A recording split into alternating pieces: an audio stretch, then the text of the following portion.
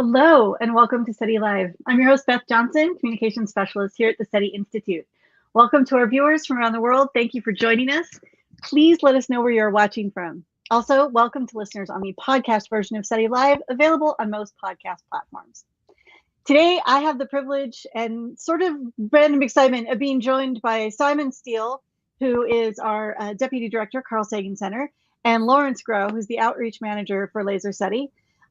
They are here a little bit unexpectedly. Simon was going to introduce Frank. Frank, unfortunately, is unavailable today, but we have managed to cobble together a LaserSETI update without him. So sorry, Frank. Enjoy what you are doing, and we will see you soon, I am sure.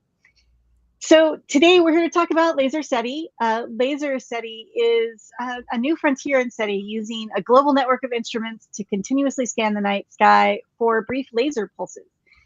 So a different kind of SETI search than what some of you may be used to, looking for potential signs of technology from beyond Earth. The first two sites were here in California.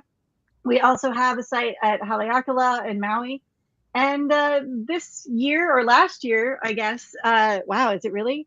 A third site went online in Sonora, Arizona, and after a bit of stumbling is now fully up and running. And we are working on a new station being installed in Puerto Rico. So there's a lot going on. And on top of that, there's an exhibit at the Natural History Museum in London entitled "Space, Could Life Exist Beyond Earth?"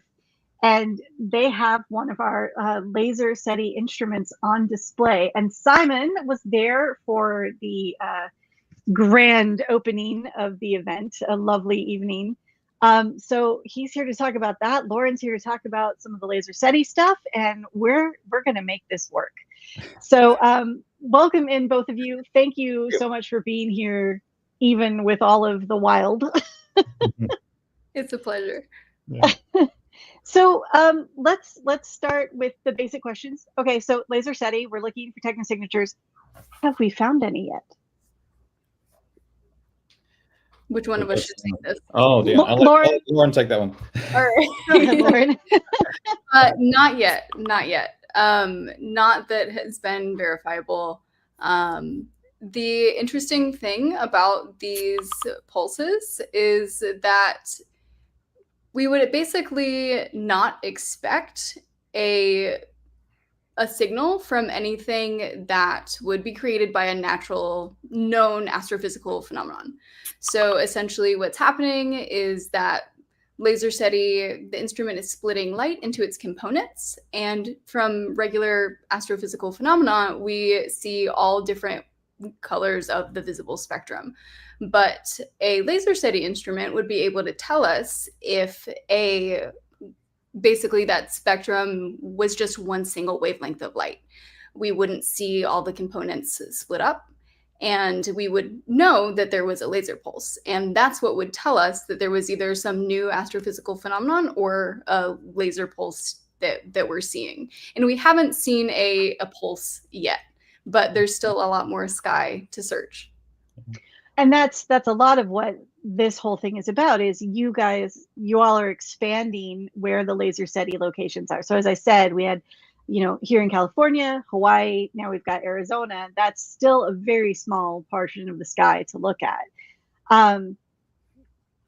Lauren, are there any places on the wish list that we're working on making happen? Yes. So there has been talk of potentially the Canary Islands and a couple other locations. What we're trying to get out of is, or not get out of, but expand into different parts of the world. So right now we've really been in this sort of Western Hemisphere, like you said, Hawaii, North America, now in Puerto Rico. So we want to expand out of that towards Europe and the rest of the world. Which sounds like a very, very useful thing to do. So, Simon, you were in London for the opening of this event. It's a pretty amazing museum. You have to stop there at least once in your life. And this display looks pretty incredible. So tell us about the exhibit. What was it like? What's it focused on? Kind of give us the deets here.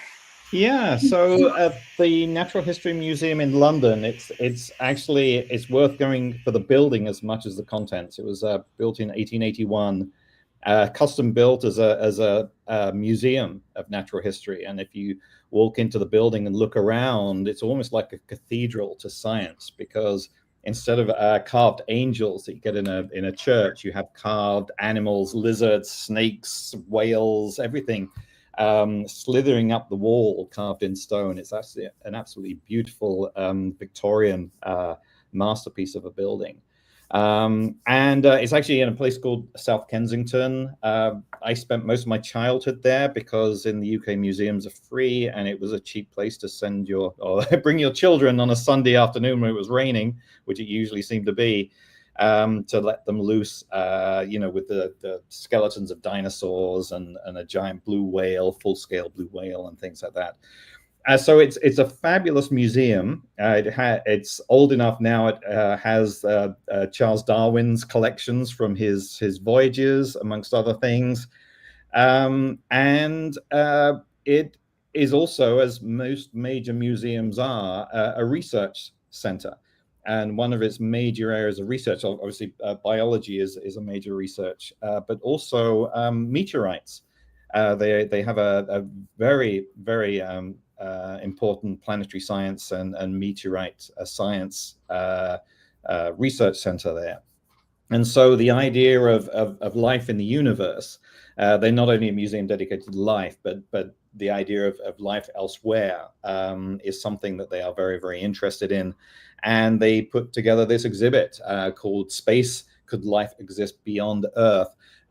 It opened back in May, and it's going to run until the end of February next year. So there's still time, should you be passing through London, to go and see it. They wanted to carry the whole history of life and draw on their own exhibits and their own sort of materials. And so there's a really interesting beginning of the exhibit as you go effectively through time, of meteorites that were part of the formation of the solar system itself. And then as you walk through, you look at earliest examples of life, objects called stromatolites, which are sort of fossilized remains of algae communities dating back, 500 million years, 1 billion years, which is really amazing. And then working your way up through the idea of life on Mars. There's a wonderful model of the ExoMars rover. It's a rover named after Rosalind Franklin, who was one of the co-discoverers of DNA, or the structure of DNA, up to exoplanets. And of course, to really take an exhibit about the story of life, you have to end with intelligent life. And what better way to end is an exhibit that talks about SETI, the search for extraterrestrial intelligence, intelligent life. And the last part of the exhibit, as you walk out, until you hit the gift shop, which is always the best part of any exhibit, is the exhibit on SETI. And that's where the LaserSETI instrument is placed. And although other examples, for example, they have a model of the Dragonfly drone that's going to Titan, which is a model, a mock-up. They have ExoMars, which is a rover. It's a model. The LaserSETI instrument, Lauren, is real. It's a real telescope, isn't it? Exactly. Yeah, I think that's one of the coolest parts, is that's a totally functional instrument that's in there. And after it's done living its life and showing off at the National History Museum, it will actually go to our next slated location for an installation. But it is functional. It's not plugged in. It's not receiving any power or internet. But it is, for all intents and purposes, a fully functional telescope. Yeah. And sorry, it's quite dark. I mean, they wanted to get the mood there, and you notice as you have a look at that, it looks as though is there something in the way. They actually, instead of using glass to separate you and some of these components, there's a very, very fine mesh. It's almost like mosquito netting. And so when you look at this instrument, you say, oh, it looks a bit blurry, and that's what they have separating you and the telescope. So yeah, I admit I was curious about that when I initially saw the photo. So thank you for clarifying on that. I just want to say, so Simon and Elliot is the founder of LaserSETI. So this was his baby. and he was also there. And they both took some amazing pictures. So if you haven't followed the link that we put in several of our platforms, and this post will go up later on social media as well, you have to see some of these photos. So this is what Simon was talking about, this amazing cathedral-like space, just waiting for you to kind of like walk through it and be in awe of the contents. And it's really, really beautiful.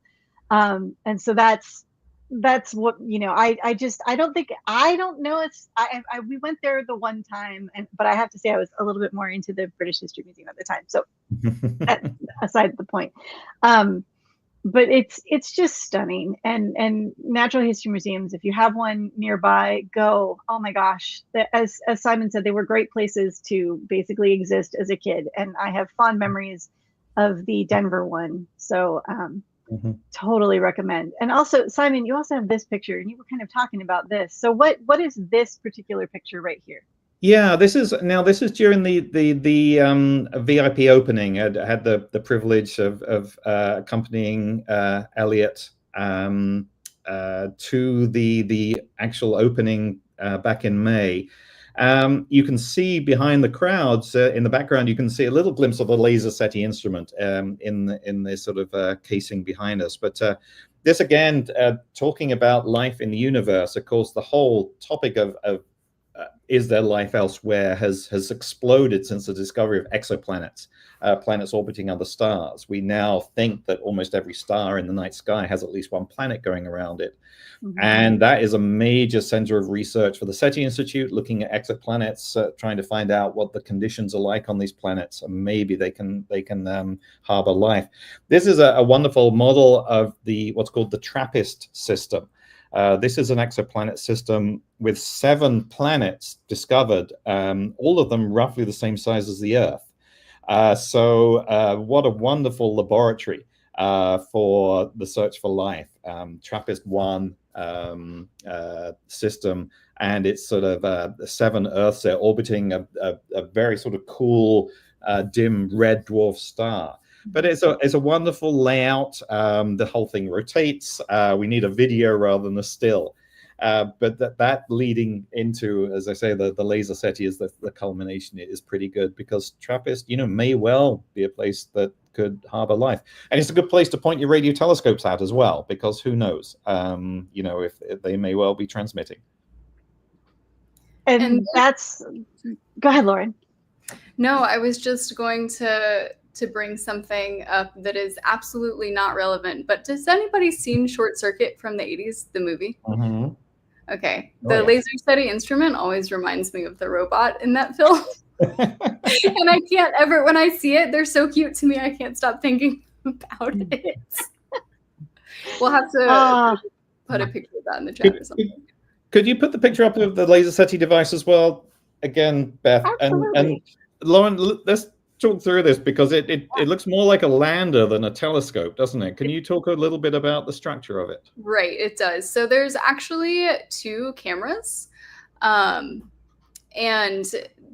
you see the viewing windows. So the windows are located in the housing. So all of that kind of square structure that you see around the instrument is just the housing to keep it safe from the elements, wind, rain, heat, all that stuff. And inside there are 2 cameras, and there are essentially covers that slide on and off of the cameras whenever it's day, night, when we don't need to be observing. And then gratings in front of those that essentially, as the light passes through, it splits the light up into its components, as I was speaking about earlier. So there's 2 cameras in there, which is why you see the 2 windows, which is why it kind of looks like eyes on the sky all the time. So I want to welcome in people, and then we're going to start talking about those eyes on the sky. We have a lot of viewers from around the world. Let's see, we've got California, Georgia here in the States, which is actually where Lauren is as well. The UK, Germany, New Hampshire, Spain, Sweden, Florida, down in San Diego. So Welcome in, everybody from around the world. We're talking about LaserSETI, which is an optical SETI search for technosignatures. So Lauren, the whole thing about this is that, and I think someone kind of noted this in the comments, that this instrument is relatively small when you talk about a lot of, an observatory, right? So this is, from when you look at like the picture, I'm going to take that one down and add this one back in. When you look at the picture of the people walking in front of it, it is not taller than a person. So this is not a large thing. So that is one of the advantages in trying to place it around the world. So exactly. You had the fun of going and getting the new one up and running in Sedona, yes. In Arizona. And I will show you the fun that they were having. Here's them being very silly. You can see Frank there, and in the back is Elliot. The gentleman in the very back is Robert. This is his house. Richard Factor, sorry. Yeah. And so this is his house in Sedona, and you've been installing this instrument on there. So tell us about the experience. I know there was a lot of heat, a lot of weather. How was it, and how does this add to the coverage, the sky coverage that you have? Yeah, those are great questions. So this took place last year, and it's relevant now because there were just a few issues trying to get it in its final stages and up and running to actually view the sky. And that's now finally been done because Elliot Gillum has taken care of that and made another trip out to Richard. So now this observatory is finally taking the data that we've been looking forward to. The install was a grand adventure. I don't know if anybody remembers the CrowdStrike outage of 2024, but that's when we were traveling and there were some delays, managed to actually get there hours late, but we made our way over to Richard's, where he was incredibly just gracious with his space in his home. And he has been supporting the SETI search in many different ways for quite some time as a engineer himself. But the install was interesting because, and I can show y'all some pictures if you'd like, but the containers are huge because everything is actually put together by our engineers in the SETI and Unistellar offices. Dan was actually one of them, who's next to me in that silly picture. And it's completely ready to go and ready to be installed when it's shipped. So it has to have a lot of room in its shipping container to allow for all the hustles and bustles of shipping, because we're not just shipping individual parts and putting them together on site. So the shipping containers are huge. They have to be lifted with a forklift, which had to be used to get us all up onto the roof. I can't remember the exact name, but you kind of climb into it and you get to ride it up to the top. It was like a little roller coaster. But Richard Factor just climbs the ham radio tower behind his house in order to get up to the roof, which was wonderful. And it was like 110 degrees when we landed. Luckily in Sedona, it's not Phoenix where we landed, so it was only like 90, but it was a lot. We were all kind of struggling with the heat because the housing is metal. And after we were able to manage to get everything up onto the roof, it was a lot of running wires, a lot of drilling things down to make sure that the stations don't move. They're always supported by flat feet so that they can be protected against wind or any other bumps in the night. But the experience itself was really fantastic because I don't know if anybody watching has ever been to Sedona. It's absolutely beautiful. And the view that LaserSETI has, even though it's looking at the sky, the view of the Earth there is absolutely gorgeous. But after everything was installed and put into place, then comes, the running of the power and internet. And that was where we had a little bit of struggle, but now Elliot has fixed all of that and everything is online. And another reason why it wasn't up and running until now was because it was cloudy when we finished installing everything, and astronomy happens at night and when there's clear skies for visible astronomy. So we weren't able to focus the instruments while we were actually there at the install. So now all of that has been done. We're finally getting data. Before this station was online, there was 2 observatories, like you said, in Hawaii and California. So those 2 were able to watch about 19% of the sky by themselves. And now this ups the sky coverage to about 30%. So we're almost looking at a third of the night sky at any given time, and well, when it's night. And what's also interesting about these is that we have to have some overlapping sky coverage too. So there's 2 observatories that are facing 90 degrees to each other like this. So that it's getting a larger view of the sky, but there's also a little bit of overlapping coverage there, so that one instrument will be able to essentially verify any pulses that are seen by another instrument once the entire LaserSETI network is in place.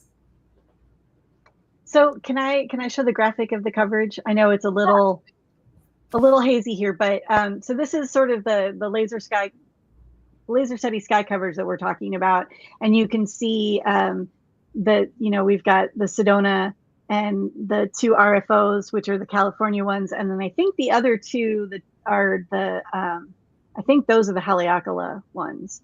The IFA. Yeah. Yes. So this is sort of like what you're trying to get is more coverage to sort of see everything, and so the ones on the right are the ones we have, and the ones on the left are the ones we want. Exactly. That was a great summary. So I'll really quickly thank you to Life Force Rejuvenation on YouTube for the super sticker. Very appreciated. So basically, right now you're saying 30. The hope is that we can get to, obviously 100 is the goal, but so right now, what are we looking at as far as when the next station goes online? Because we're working on Puerto Rico, it's in process. What's that going to up it up to? Yeah, so the Puerto Rico stations, and I'll just mention this really quickly, they have been shipped. They are in Puerto Rico. They are not installed yet. So that's the next step. They're going to be on the island of Magalhães, and they made it to Puerto Rico mainland and then had to be traveled. They had to travel by boat to get to the island where the University of Puerto Rico is going to oversee its operation, and we'll be installing those soon once inspections and all of the engineering is good to go on that rooftop. So that is in progress. I don't know the exact number that we're going to increase the sky coverage by, because I just haven't seen those maps. And I think it's going to depend on exactly where on this rooftop we actually get to point the telescopes is the problem. So that's why I don't know that 100% right now, just because there's been some back and forth about where on the roof is the safest to install them. Simply because when you install them, you don't have to just account for the weight of the instruments, but also all of the people that are going to be on that roof to install the instruments. So once we know exactly where those instruments are going to be placed and in what direction, we'll have a better idea. But they will not be, to my knowledge, completely only covering the known already observed portions of the sky. So there will be some new sky coverage with this additional observatory. Fantastic. So I'm getting some really good audience questions in, and so there's a handful of really good ones, and so let's kind of talk about it. I think, Ivan, as far as how far does it go? Let's see. I think by that, not necessarily in sky coverage, but how far out can it see laser pulses? Mm-hmm. Yeah, so that would always depend on how powerful that laser pulse is. So we did do some calculations. Essentially, the limiting magnitude of the instrument to get a really, really high signal to noise ratio, which is basically more signal than noise from the background of the sky, is about 7.5 magnitudes, which is a little bit dimmer than what your naked eye can see on a really, really nice clear night.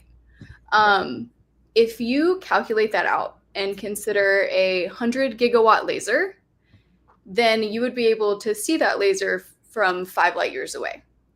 Now, a 100 gigawatt laser is not currently feasible with the technology that we have right now, but we're working on it. So for instance, Breakthrough Starshot has proposed to use a 100 gigawatt laser to propel us to Alpha Centauri.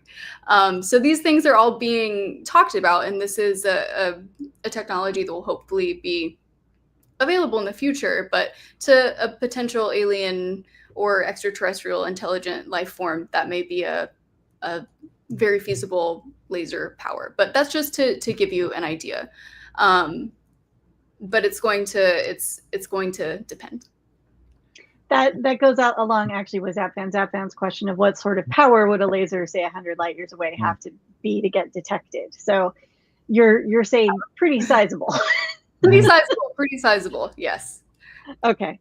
It's interesting that the Psyche mission that was launched to the asteroid Psyche is now using laser communication rather than radio communication. You can get a lot more information in the shorter wavelength of infrared and optical. So this idea of picking up a transmission using visible light, laser light, instead of radio light is not science fiction, even with our level of technology. So that's very, very exciting. Exactly. And if you want to be very entertained, NASA was doing tests of communicating via lasers, and one of the things they used to test was a cat picture, because of course you have to. My cat is really pleased to hear that right now. I thought he'd make an appearance, but he's laying low. So more on sort of the technical aspects of this. TA is asking what kind of video camera we're talking about. So CMOS, CCD, what sort of observations? Is this off the shelf kind of things, or are you having these custom made? Yes, this is a off the shelf CCD.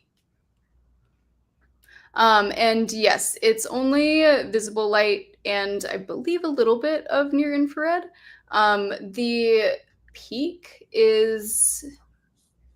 sensitivity. I'll have to look it up. I do have it. I just don't remember it off the top of my head. But it is only visible light, because that's essentially, we know that there's no visible lasers that are created by natural sources. So we're kind of limiting our realm of observation to that. And it also makes it much easier to use these off-the-shelf technologies if we focus on the visible light spectrum. That's what makes LaserSETI such a able to be duplicated and have a huge network of them, instead of like one giant big telescope that can't look at the entire sky all of the time. This project reminds me of our cameras for all-sky meteor surveillance. So in that, we start with 1 or 2 locations, and then it's a global network now. So I'm excited to see how this goes. I'm kind of curious about the answer to this question, so I'm going to ask it, and you can feel free to say you don't know. But how much does a LaserSETI instrument? How much does this whole thing cost in the end? Simon, do you know this? Am I allowed to say? The initial funding for LaserSETI was crowdsourcing, which is very exciting. And the platform used, I think, was Indiegogo. And yes. I believe we're looking, or the initial costs for design was around $30,000 US dollars. Now, I don't quote me on that. Obviously, a lot of the stuff to keep this within budget, and capable of doing this at reasonable cost, is the fact that a lot of this stuff is off the shelf, the lenses, and so on. And the only things that are very, very specialized, I believe, are the housing, which is 3D printed, and also the grating. but everything else is pretty much off the shelf. And being able to create one of these instruments for that amount of money, and then have a research grade telescope facility is pretty amazing. Yeah, it is, and I love the 3D printed aspect of it. I know, like, Lauren's office here in San Francisco is just full of 3D printing equipment and OOSH and all of the things that go along with trying to run a major project that way. So it's really exciting because, of course, you just do it on demand. But speaking of the community involvement, I think the last thing I want to ask from our audience, how is the LaserSETI data analyzed, and will there be an opportunity for citizen science involvement? So to my knowledge, that is the direction that we are headed. This is all kind of in the works. Actually, our team receiving the data and getting the data from Sedona, preparing to receive the data from Puerto Rico. So we're working right now with Elliot to kind of create this system where we can analyze this as a whole team. And in the future, we want all of this data to be available to the public as much as we can, because it's a lot of data. Every single night, there's huge amounts of data being collected, and then that can't just be stored indefinitely. But that is in the works. There isn't currently any opportunity for citizen science, but we're hoping that that's going to be the case in the future. Frank is very into open space and citizen science, so it would not surprise me to learn that is in the works. So that is fantastic news. I'm all for more citizen science. I know Simon is too. You know, that education outreach aspect of citizen science is fantastic. As we wrap up, Simon, what are your final thoughts on the exhibit itself and potential for LaserSETI? The exhibit itself, I think they did a very good job at capturing the overall arching picture of the search for life. You know, it's such a multidisciplinary subject, bringing in so many different sciences: chemists, biologists, astronomers, engineers, and they did a wonderful job at capturing that aspect of it. And I think it'll be wonderful. And I don't know the museum's plans, that this exhibit will have a chance to travel to other countries and to other museums. That would be really good. The other exciting thing is the choice of LaserSETI as a representation of the search for intelligent life, because I think it was a bold choice. It's not as obvious, say, as the radio telescopes you get from Contact, you know, as searching for aliens, the sort of traditional radio SETI, obviously, that the SETI Institute does and has done for all of its history. LaserSETI is a radical technology. It's very, very new. It doesn't look like a telescope. As Lauren said, it looks more like a little sort of robot who's lost its feet than a telescope. And so it's a radical decision, but I'm very excited that they did that, because it shows that there are lots of different ways you can ask these questions about how do we contact alien civilizations, and LaserSETI is a wonderful new direction and a new avenue to search for. It's very, very exciting, and as the telescope itself is moving around the world, so you do ultimately reach there's 100% coverage. You know, the potential for discovery is really, really very, very exciting. Lauren, what's next for you when it comes to LaserSETI? I know you wear multiple hats here at the SETI Institute, and Unistellar and LaserSETI, but what's next for you with LaserSETI? What are you working on? What's in the works for you?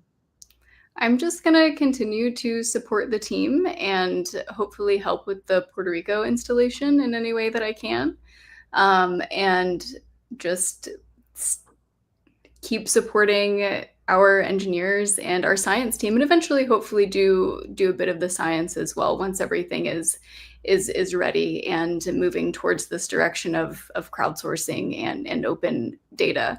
But I really agree with what Simon said, because it's really a wonderful kind of honor to be involved in a project like this, because I think this is kind of the future of how we do science, especially to have a survey, essentially an all sky survey from the ground. So we gotta stick with our visible light, but to make this happen in a way that was originally crowdsourced is a really big deal to me, because it started off with community, and we're hoping to move into the direction of community. And so I'm just really excited to see where it all goes. And I hope I get to work together with maybe even some people who are watching when all this data eventually gets out there. That is a fantastic way to wrap this up. Just really quickly though, Lauren, how can people follow LaserSETI? Because that is a question I don't get to ask people very often these days, but I know LaserSETI has a social media presence. So how do they find out more? Yeah, so you can go to laserseti.net. So that's our website, and it's being updated as we get updates in. And you can follow us on Facebook and Instagram at LaserSETI as well. Fantastic. All right. Well, thank you everybody for joining us today. Please make sure that you do all of the things to this video, like, subscribe, follow us for more science content.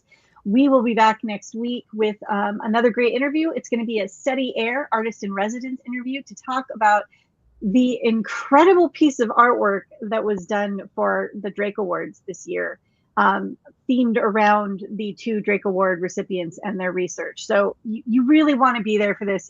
It's an amazing piece of artwork.